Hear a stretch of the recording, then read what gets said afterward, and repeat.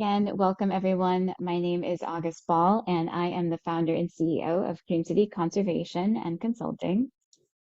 For those of you who may not be familiar with us, or if this is your first time engaging with Cream City Conservation, we are a certified B Corp, which means that we are part of a global movement that is using business as a force for good.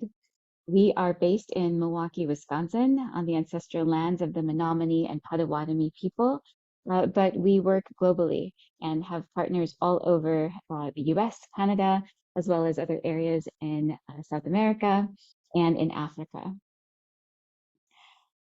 We are a social enterprise, which means that we provide education and consulting to other community-based organizations, other environmental organizations, helping them address any equity issues that they might have as it relates to culture, hiring, retention, program design, culturally responsive program management, and risk management.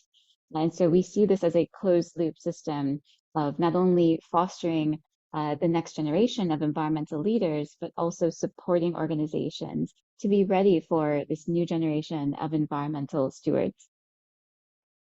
Our next opportunity for you to participate with us or to engage in our work is through our JEDI cohort program, which stands for Justice, Equity, Diversity, and Inclusion.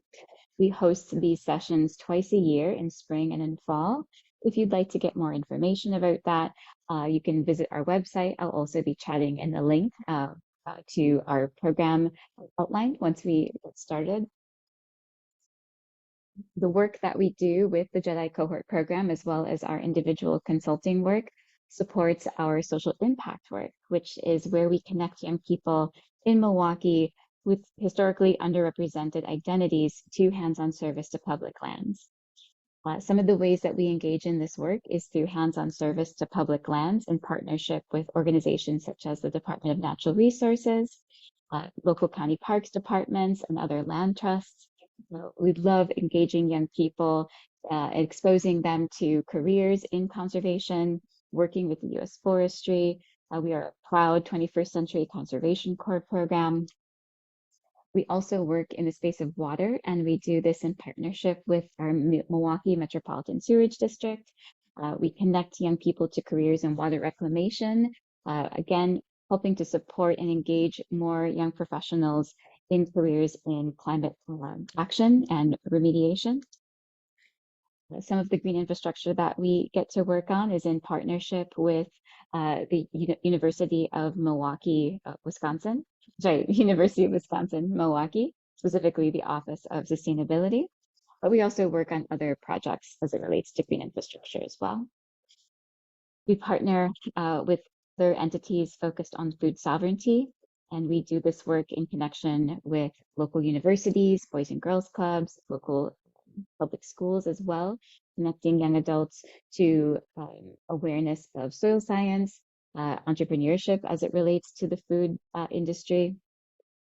These young adults learn to grow food from seed. They learn about different policies as it connects to agriculture.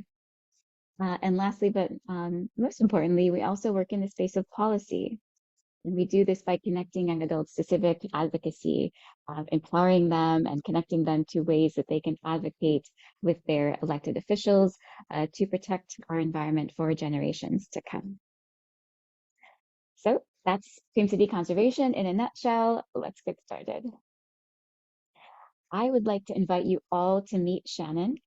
Shannon Cullum is an individual who is going to highlight for us today some key components that we, I would say, is going to highlight some key topics that we cover in a lot of our JEDI series workshops, as well as our consulting work. The intention of our JEDI series is to highlight individuals and professionals who have firsthand experience with subject matter that we'll be covering. Shannon has started her connection with nature at a very early age, along with her journey with vision loss. And with the degree and background in environmental education and interpretation, Shannon has encountered the physical and invisible barriers that prevent folks with disabilities from working and recreating in the outdoors. As someone who believes in the power of storytelling, Shannon began her experiences navigating nature and vision loss on her website, The Blind Naturalist, in October of 2021. Recently, Shannon has joined Unlimited Play, a nonprofit that helps communities design and plan and build universally accessible playgrounds. And through her work with the Blind Naturalist and Unlimited Play, Shannon continues to be committed to cultivating a more inclusive space in the outdoors that fosters community, empowers individuals, and rekindles the human nature relationship. So please, friends, welcome Shannon home.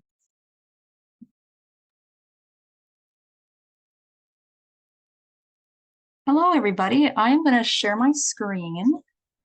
So bear with me here. It might take just a few minutes, few seconds. Let's see here.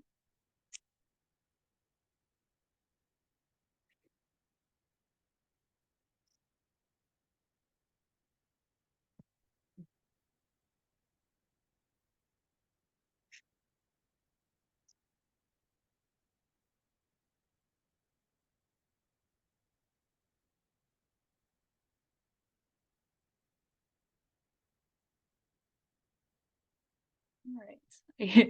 You are experiencing some blind moments. So, okay, there we go. I just had to double click. Okay, perfect.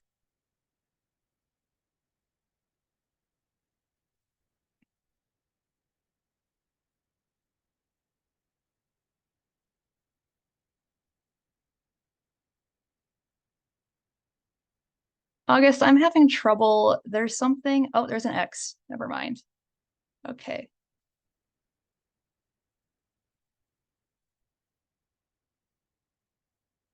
Okay, thank you for your patience with that, everybody. Sometimes it does take me a little bit longer to navigate my screen. Especially I turned off my screen reader so you wouldn't have to hear an Australian synthetic voice talking in the background as I move through these slides. So I first would like to start off my presentation by introducing you to my now retired guide dog, Fraser. So I got Fraser in the summer of 2014, and he gave me the independence, the confidence, and the support that I needed to travel independently, whether that was through my college campus, to the grocery store, everywhere and anywhere he took me. And my most favorite place that he would take me is the nature preserve on my college campus.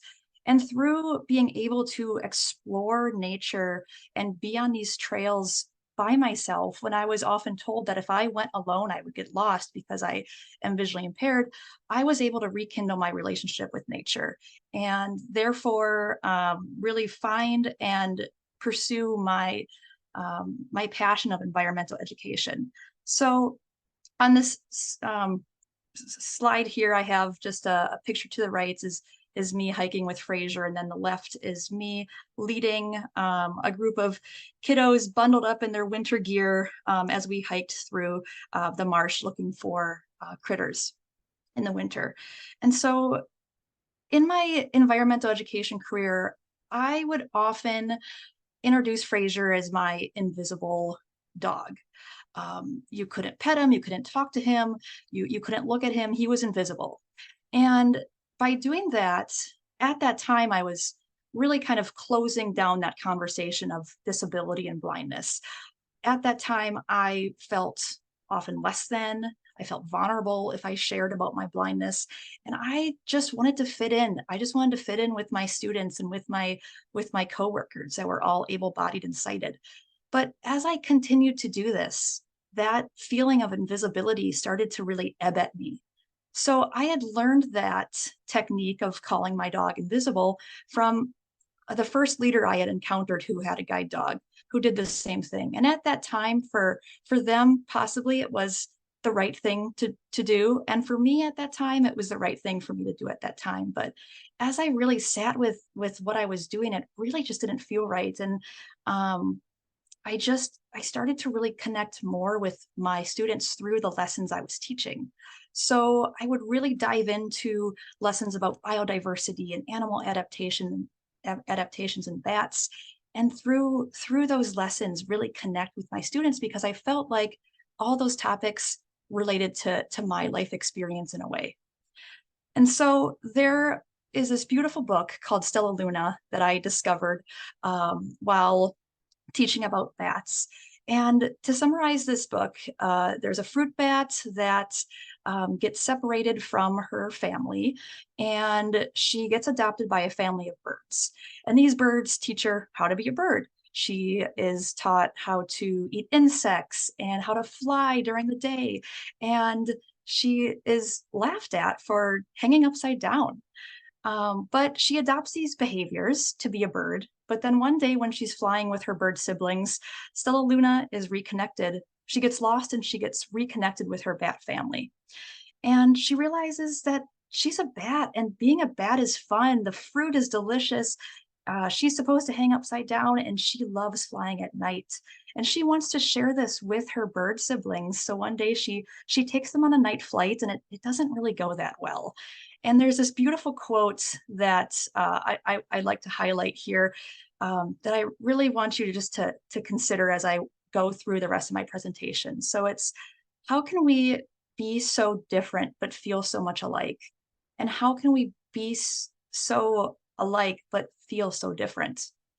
And I really resonated with that quote because storybooks, children's storybooks have this powerful way of communicating these really complex ideas in such beautiful and simple ways. And I'm going to use that quote to kind of, weave through my presentation that I have today. So a bird's eye view of what we're going to be talking about today. First, I'm just going to do a brief introduction about disability, talk about a few ideas and key concepts, and also discuss the differences between accessibility and inclusion, and then also share some adaptations that you can make to your spaces to make them more inclusive for folks with disabilities. So disability affects a large sector of our population, with 1 in 4 people in the United States having a disability. And one of the biggest key takeaways that I would like all of you to take away is that disability is a spectrum. And within disability, all the disabilities are a spectrum. So for example, with blindness, when I share that I'm blind, quite a few people think that I can't see a single thing. But I'm one of the 90% of people who are blind that can see something. For me, I can see a pinpoint right in front of me. I just have my central vision is probably the size of a straw. And for other people, they might be able to see light, shadows, colors. So it really just is so different for every individual. And along with that, a person's preference for the language that they use is also as different. So when we talk about people with disabilities, it's really important to use person first language. So person first language, it's this way to remove that negative stigma that that has long been in our society about disability. Often, we've been told that disability is a bad thing, that people suffer from disability, that they're a victim of, but really a disability is just part of the person. And the person is a person first. So that's what this person first language is really communicating, is that a person with a disability is a person first. I'm going to be sharing a resource with all of you from the National Recreation and Park Association that goes more in depth about terms that we can use within the person first language to communicate about and with people with disabilities. So person who is blind, person who is low vision, person who is deaf or hard of hearing, those are all examples of person first. And to contrast that, there's also identity first language. And what identity first language is doing is it's reclaiming that narrative that many people with disabilities have experienced. So there's a variety of communities in the disabled community that prefer this identity first language, including the blind community, the deaf community, and the autistic community. So for me, for example, my language preference has changed. At first, I wanted to be referred to as a person who is visually impaired, but now I prefer to be the blind naturalist, because for me, blindness is a key part of my lived experience. It has made me who I am. I've lived it all my life, and it really affects how I live differently. Um, and so also kind of based off reclaiming our narratives, I also want to highlight the disability rights movement that really started in the 1960s. And one of the biggest accomplishments of the disability rights movement was the creation and the passing of the Americans with Disabilities Act in 1990, the ADA.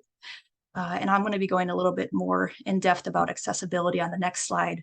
But I also want to highlight this diagram to the right, that a person with a disability's experience in a workspace, in a play space, really it radiates that experience. It can affect so much more, so many more people than just that person with a disability. It can affect their siblings, their friends, their family, their parents. So it's not just accessibility and inclusion doesn't just affect the person with a disability. It also affects everybody in their circle.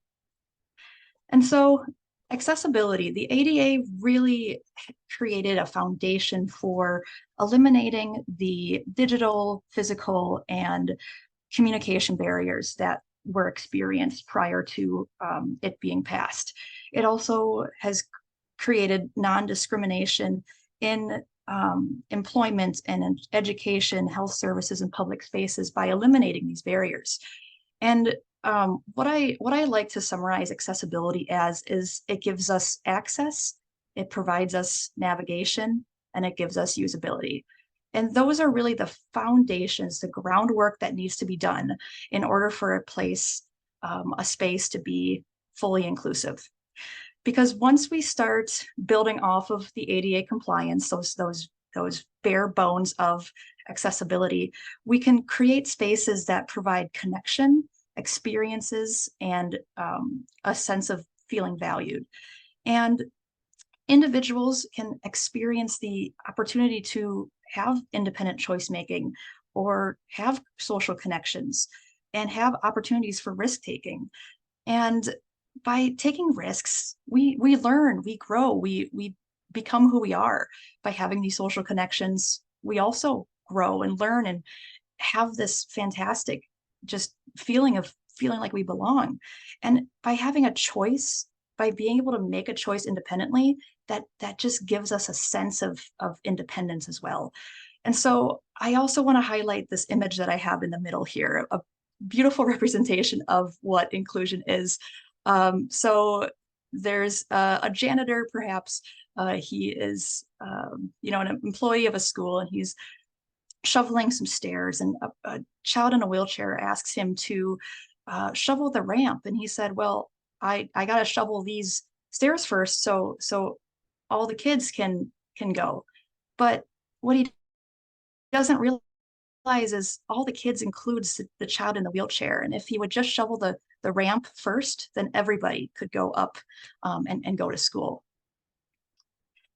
And so I'm going to start with physical spaces. How can we change our physical spaces to be more inclusive and accessible? So the list I'm going to give you, it's just a few considerations. There's really so many other things to consider, and I'm really just sharing from my personal experience. I really suggest also reaching out to others in your community, in your workspaces to see what those immediate needs are. But first do a walkthrough of your environment and see what kind of barriers you could reasonably remove. So does your workspace, for example, does it have clear paths of navigation? Does your classroom, does your nature center, does it have these clear paths of navigation where if somebody is using a wheelchair, using a guide dog, or etc., they're not going to hit their head, they're not going to trip over cords, they're not going to run into something. There's this wide and open space for them to navigate that's well defined. That's a really welcoming sign that we've been considered. And next are our stairs, um, our stairs, our ledges, our entrances, are they marked with high contrast? High contrast, I significantly benefit from, but also a lot of other people do too. It can really highlight those spaces that might cause injury, that might cause a tripping hazard. And they also, by having high contrast or some sort of color differentiation in entrances, you can communicate a transition into a different space, non verbally. And are doors easy to open? This is, you know, a first impression of your space. Is your door hard to open with the hinges that it has? Does it have a lever that's easy to use for individuals? You know, it's the I feel like the doors are often overlooked, but somebody using a wheelchair, somebody using a guide dog, pushing a stroller, everybody can benefit from an automatic door. Um, Everybody can benefit from a ramp. Um, so really consider, you know, what is your entrance like to your organization, and then do you have a private quiet space?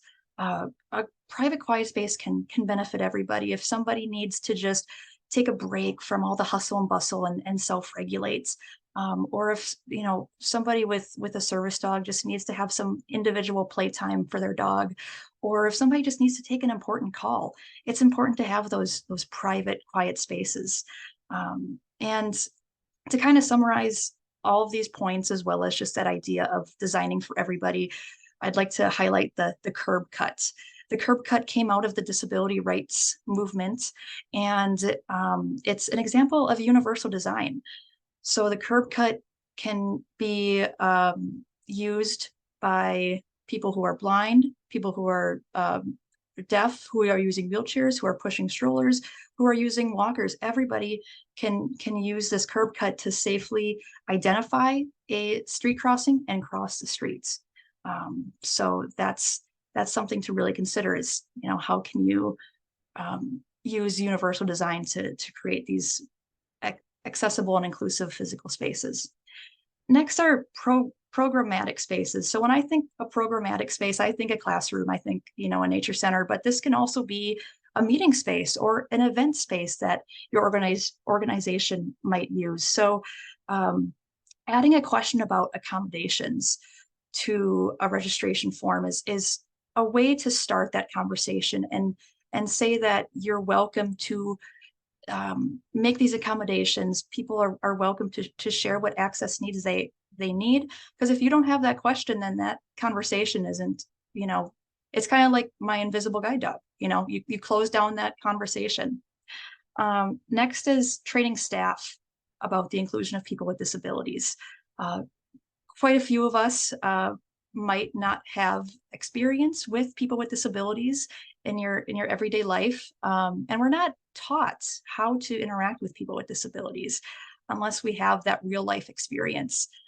So having the ability to teach your employees, your colleagues, um, how to work and interact with people with disabilities is another way to kind of eliminate that social barrier that people might experience. Um, and also utilizing assistive technology.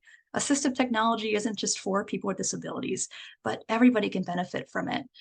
This includes closed captioning or live transcripts of meetings or presentations that people are able to get that information in a different way.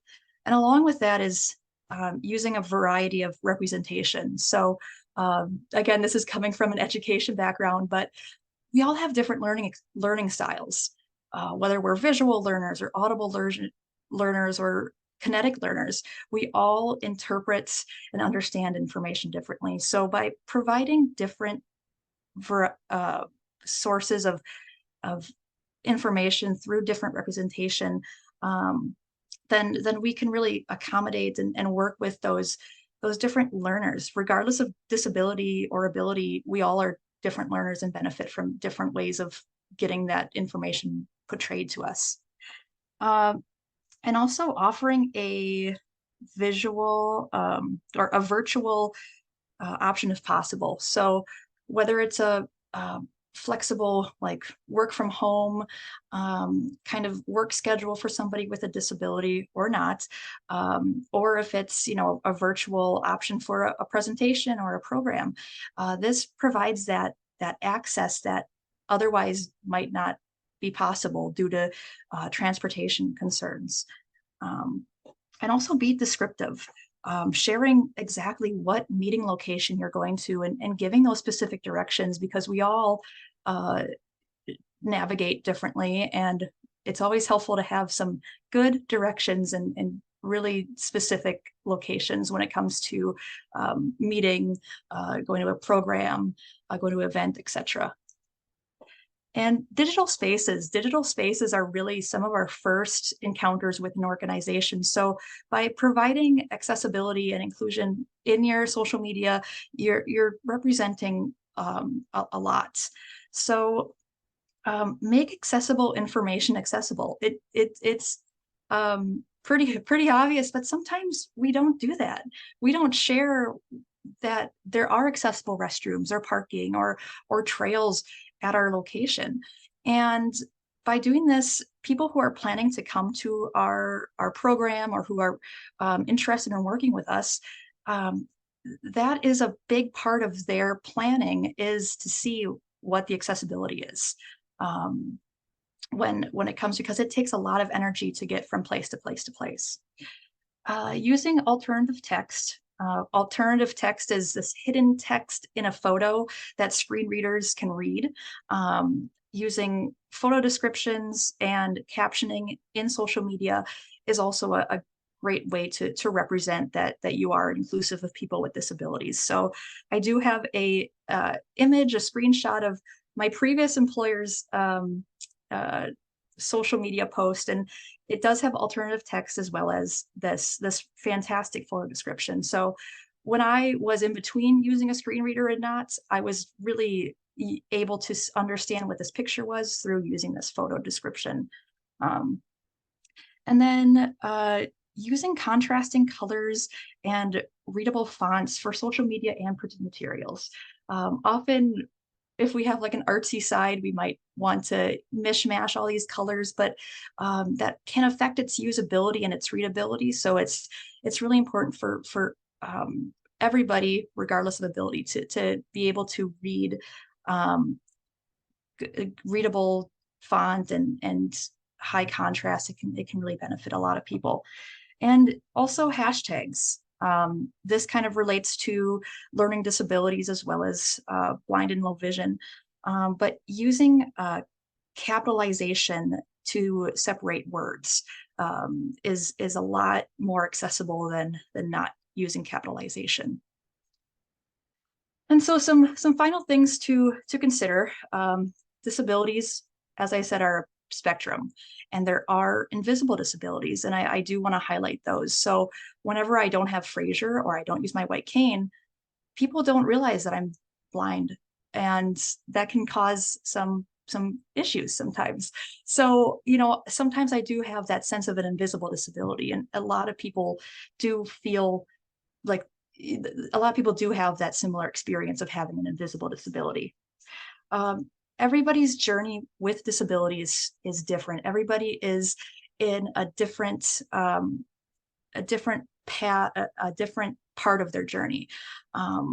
So it's really important to meet people where they are, and just work with them and adapt. And to do that, you can partner with community organizations. And so I highlighted here two places that a lot of states would have: our centers for independent living and vocational rehab agencies. And through connecting with these agencies, with these organizations, you can learn about local resources and tools that your organization can use, your employees can use, friends, family, and you can create that relationship as well, which is so very important, creating those relationships. And you will make mistakes, and learn from those mistakes, and you'll grow. And I'd like to leave my presentation by sharing, you know, my love for the forest. A forest is such a great teacher about change, how change is always happening. And within the changing seasons, all of the critters, all of the plants, the animals, the birds, insects, the fungi, they continue to coexist and thrive and create this beautiful ecosystem of a forest. And by incorporating more inclusive and accessible um, um, things in our lives, we can do the same for our friends, our family, our colleagues, our students, everybody. So with that, thank you for attending my presentation. If you'd like to connect with me, you can connect with me through the Blind Naturalist. I love to help individuals work through inclusion and accessibility. I love to share my story and I love to hear stories. So please don't hesitate to reach out to me at the Blind Naturalist. Otherwise, if you're interested in bringing an universally accessible playground to your community, you can connect with me at Shannon at Unlimited Play and check out the playgrounds that we have on our website, and maybe there's one close to you. So with that, thank you, everybody.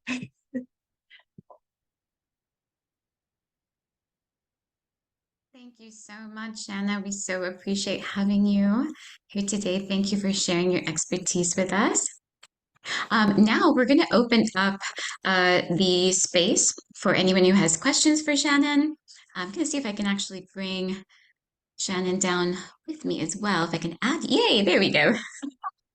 Okay, it looks like we've got perhaps one first question. So Shelley says, thank you for this great presentation, Shannon. I have a question. Do you find the website accessibility service accessible, useful? Do you recommend it? um, the accessibility website accessibility service, I'd like to know more about that. Um, Oh, accessibility, I guess is how it's spelled, or I've ACCEESSIBE.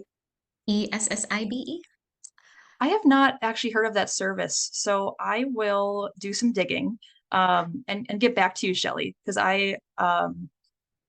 living with a disability, I know like what is accessible to me, so that's usually what I create are things that are accessible, and I've really never checked my work, but um, I will definitely look into that tool. Awesome. Okay, so Kim says, thank you, Shannon. This was so informative. Could you talk more about your organization and your work as a naturalist?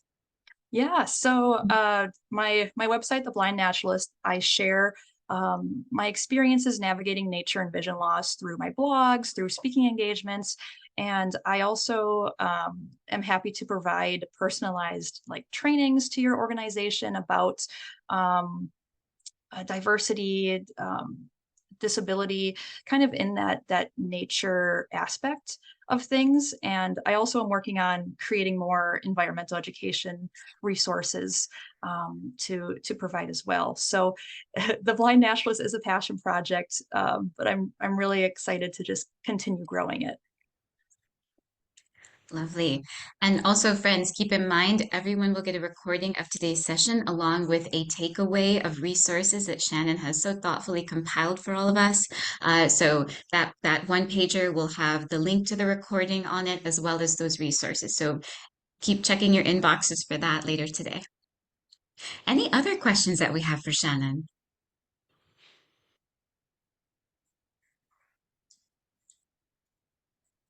All right, we've got one from Nina. Great presentation, Shannon. I have a question about person first versus identity first language. One of my disability studies professors preferred identity first language, while friends I know prefer person first. Would this be an appropriate question to ask each person directly? Yes. Yeah. I would definitely say that the best thing to do is ask the individual what they prefer. Yeah, because as I said, it can really change. And people are so, I mean, we're all different, so we all have different preferences. So definitely ask the person. That was a great question. Thank you. Yeah, I love these questions. Keep them coming, friends. We've got 2 more minutes if folks have additional questions they'd like to get in.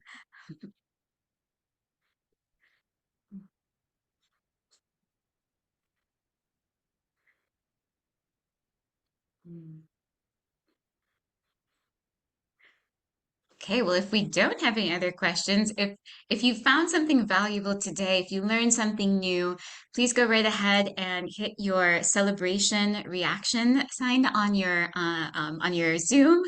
If not, you can, you know, put a clapping emoji into the chat for Shannon. I see it. Awesome. Thank you, everyone. I'm so glad.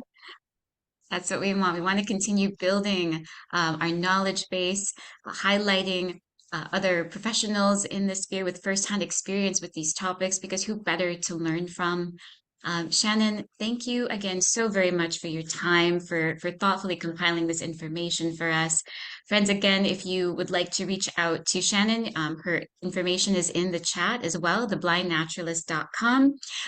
We will also be linking to her LinkedIn profile and email address when we share out the recording. So even if your colleagues didn't make it live today, they will too get a copy of today's recording and resources.